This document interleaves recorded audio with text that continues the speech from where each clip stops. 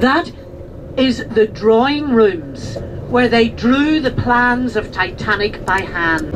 And that is the last surviving ship of the White Star Line. That is the actual ship that carried first-class passengers from the port of Cherbourg out to Titanic. Titanic was too big to fit into the port at Cherbourg, so she anchored out. And that was the little ship that carried her first-class passengers out to her. The arena, massive big arena stadium, holds massive big concerts and events. Now, if you look to the right, you're going to see a river, okay? That river is the River Lagan.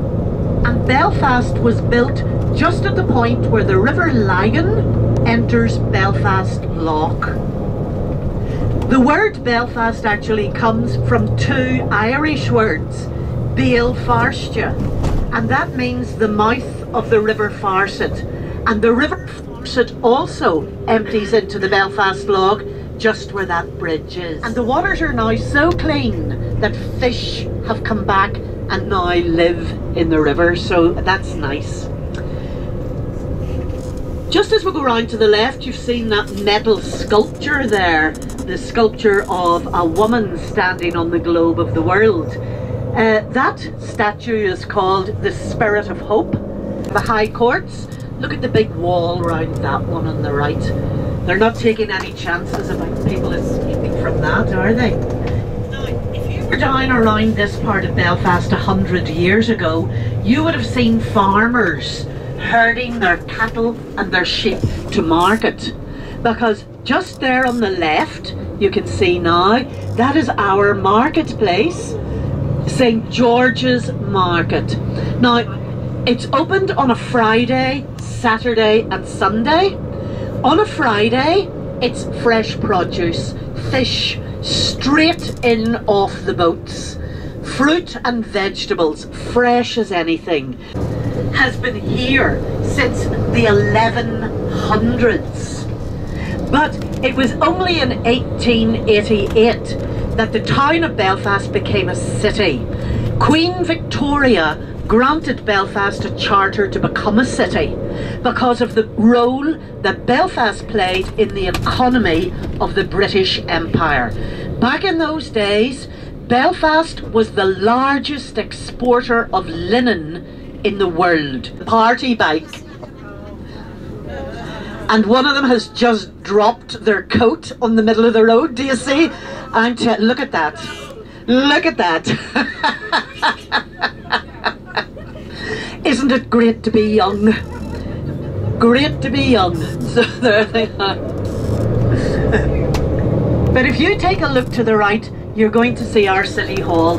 Now, this is the back part of it. So I'm going to ask Kevin to do a lap around it so that you see the front of this City Hall, because it's absolutely gorgeous. The marble interiors, marble imported from Italy and from Greece. You would register births, marriages and deaths. A lot of people choose to get married in the City Hall because you can imagine just how beautiful the photographs would be standing on that sweeping staircase. So as we drive round, you'll get a good view of the front of it. You'll see the big dome, the central dome with the four corner domes.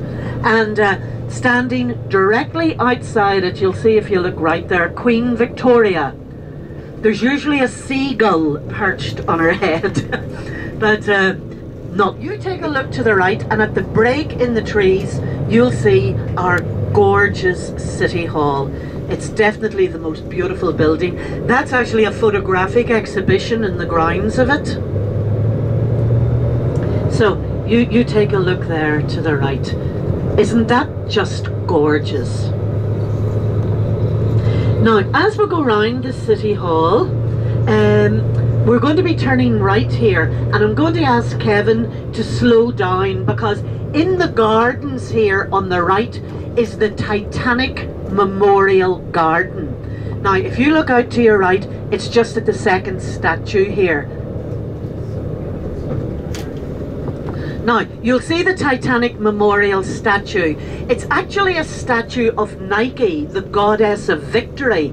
But you'll see she's holding the laurel wreath pointing downwards. That denotes a disaster. Okay? And you can see her pulling a dead sailor from the water. In behind the statue, do you see that low wall? It says Titanic Memorial Garden on that little low wall. Engraved on that wall are the names of all those who perished in the Titanic disaster. Not just the passengers, but the crew as well. And I think the saddest engraving on that little wall are the names of 11 people from the same family. John and Annie Sage and their 9 children. John Sage had put a down payment on a farm in Jacksonville in Florida.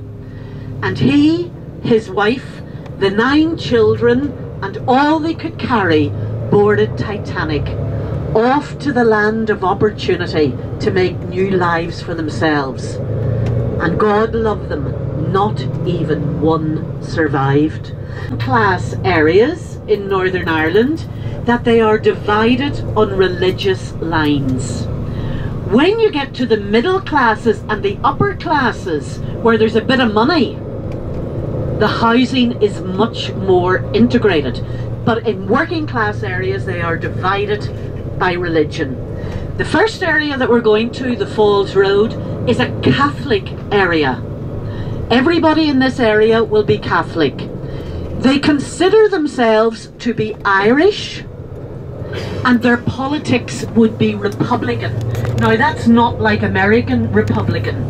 Irish Republicans would be people who long to see the day when the north and the south of Ireland are united as a republic. Now, the second area that I'm going to take you to will be the Shankill Road area. It's a Protestant area.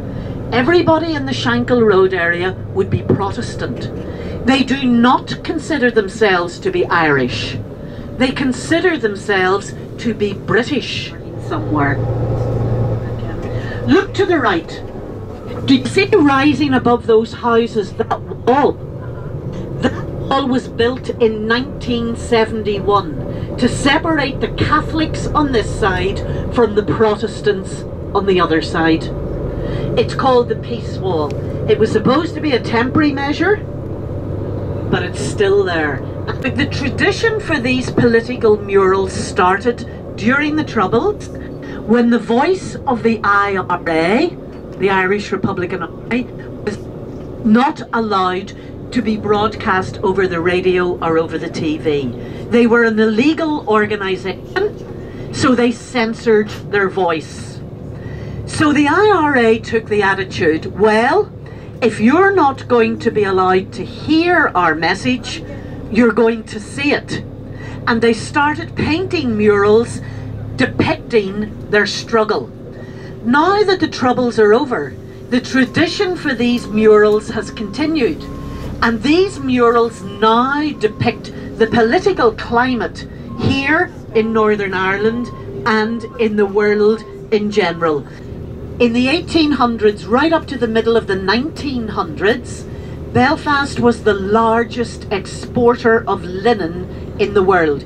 Everyone had heard of Irish linen. All the royal households of Europe all had Irish linen bedware and tableware. But can you imagine back in the days when the mills were working? These streets were row upon row of tiny little houses, and the mill workers lived in those houses. The houses were owned by the mill owners and rented out to their workers. Now, if you take a look to the street on the right, just when we pass these traffic lights, you will see the linen mill that my mummy worked in. My mum is 96, still going strong, and that is the Irish linen mill where she worked. Do you see? That's an Irish linen mill. She started there when she was 13 years of age, working the same 11-hour day as her mother and her grandmother before her. So it's very, very changed times. Taking a look at the right here, you'll see another mural. That mural commemorates the memory of Bobby Sands. Bobby Sands was an Irish Republican prisoner who died after 66 days on hunger strike. When he was in prison, he stood for election and he was voted in under the ticket of the Sinn Féin party. He was the very first Sinn Féin member of Parliament, and there are now 9 Sinn Féin members of Parliament, and they would voice the opinions of the people of this area who would all have Irish Republican views. Now, I'm taking you up this street, still on the Falls Road, still a Catholic area, and you're going to see a very interesting church. Now, the bunting and the flags and things are out because starting on Monday, there are 9 days of prayer in this church. It's called a novena, special prayers for 9 days, and thousands of people attended those special days of prayer.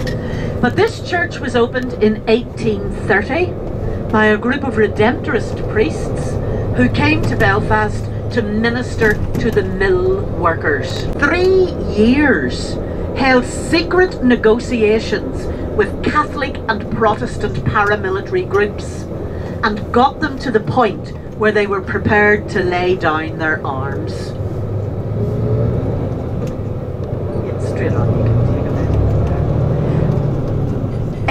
bit. The name of the church is the Church of the Most Holy Redeemer.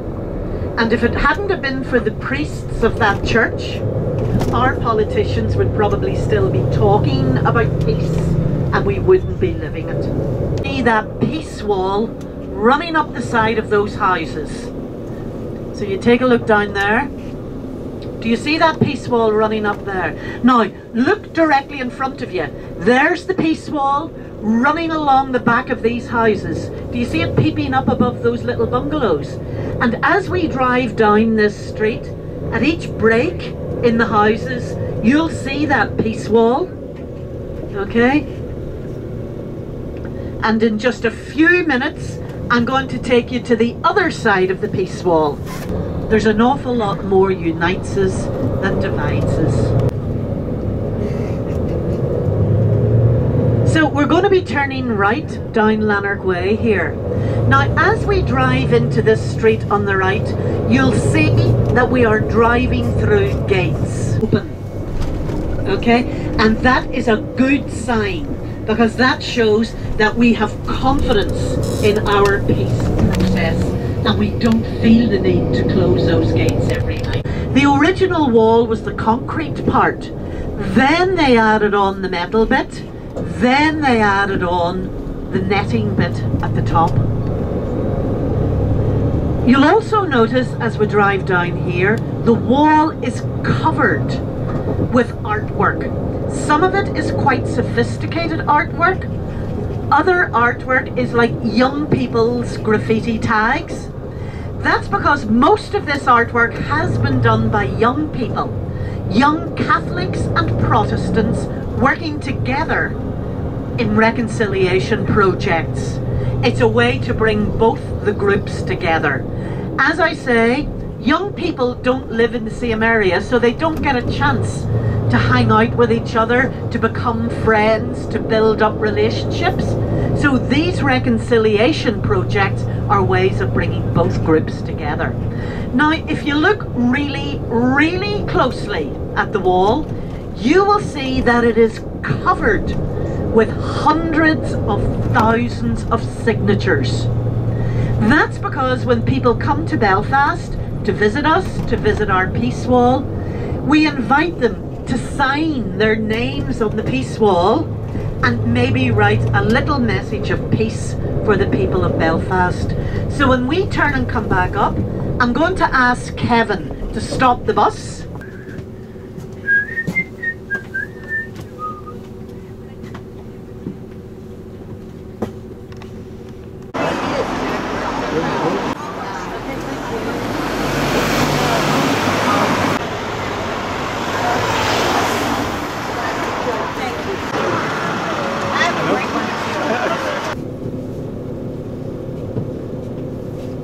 bonfire will be over 40 foot high. Really, you'll see the flags on top of it. Lots of competition by the different groups. Now, not all the murals and expressions of culture on this road are as sectarian or as sinister as that one. Coming up on the right, just at the trees at the next block here, is a little memorial garden dedicated to the men from this area who fought and died in the 2 world wars. There were so many men from this area joined the British Army during the wars to fight that they even had their own battalion, the Ulster Division. This mural on the right, the Ulster Tower, that commemorates a First World War battle in Thiepval in France, where so many men from this area went out to fight and never returned. Coming up on the left, on the next gable, there's a mural celebrating the Diamond Jubilee of the Queen, okay, and showing portraits of her at various stages during her reign. Over to the right where the flags are, another memorial garden dedicated to men from this area that died that were killed during the Troubles. It's important that you remember that our Troubles, they lasted 30 years. There were nearly 4,000 people killed, but it was people on both sides of the community. It wasn't a one-way thing. People on both sides of our community suffered, and suffered badly. So thank God we're now living in times of peace. Now, as we go down this street, I'm going to take you to the Crumlin Road, where you're going to see 2 very interesting buildings.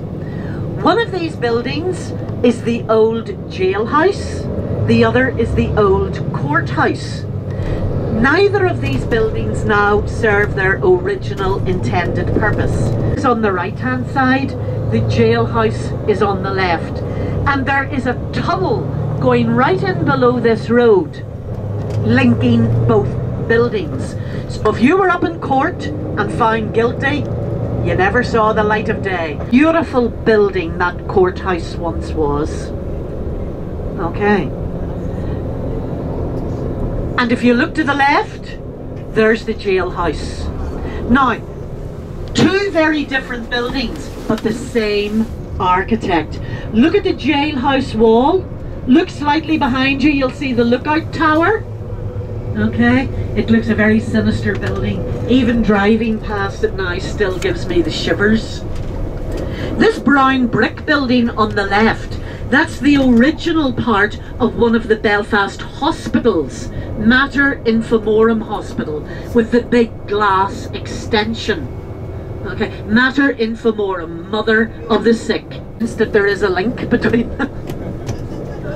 That lovely church there on the right hand side, that was the old Methodist cathedral in Belfast, but the Methodist congregation in this part of Belfast has dwindled so much.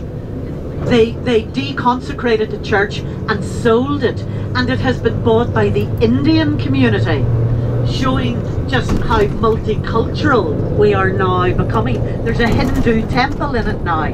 From the outside of it, it was cleaned up. They restored the stonework and cleaned it up just about 5 years ago. And when they were doing that, they sort of cleaned up the interior as well.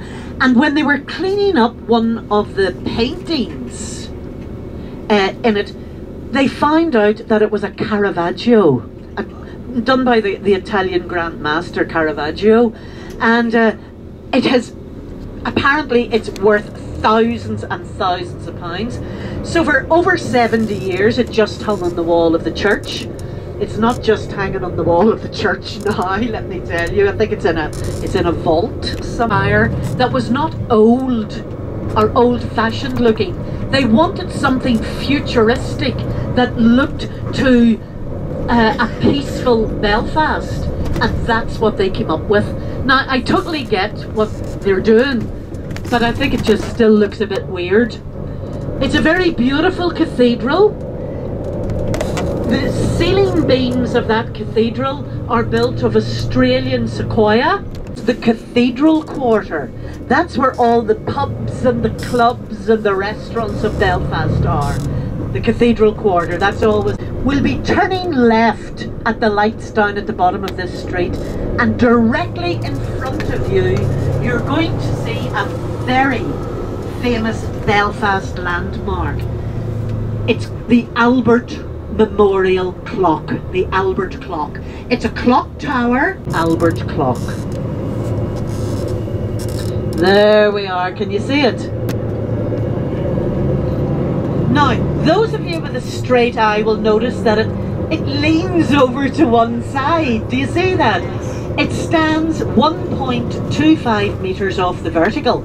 And that's because it was built on reclaimed land.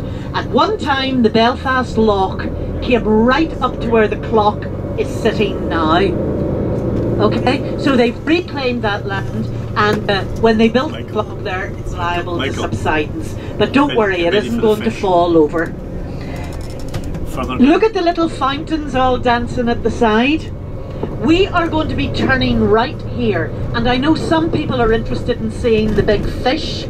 You can see the big fish in front of you, and if you look sort of behind you, okay, yes, there, we're going to be stopped at the lights. If you look in front of you, you'll see it's a piece of public art. That blue ceramic fish, do you see it there? Okay, that fish was built to commemorate the waters of the river Lagan running pure again. Okay, can you see? Well, you can see the tail of it anyway. It's a very interesting piece of street art. When we go round the corner, now you'll be able to see the face. Do you see it there? That's the big fish. And we'll be heading to get a better view of it now. Looking to the left. There, do you see the doll on the ball now? And that's a representation of the hope and the confidence of the people of Belfast that our peace process continues. Concert Hall and Conference Centre. The last thing I saw in there, the last show, was James Taylor, Parts of Belfast. And there's a pub in a street running parallel to this on the right. The notice board is right opposite the elevator. They haven't given me my case yet, so the notice isn't up, but that's where it'll be. When you come out the elevators, you turn right and the restaurant is there. Dinner is at 7 o'clock tonight. 7 o'clock tonight. Oh, but Dupler pub. It's one of the most famous pubs in Ireland. Meghan and Harry were there a couple of weeks ago.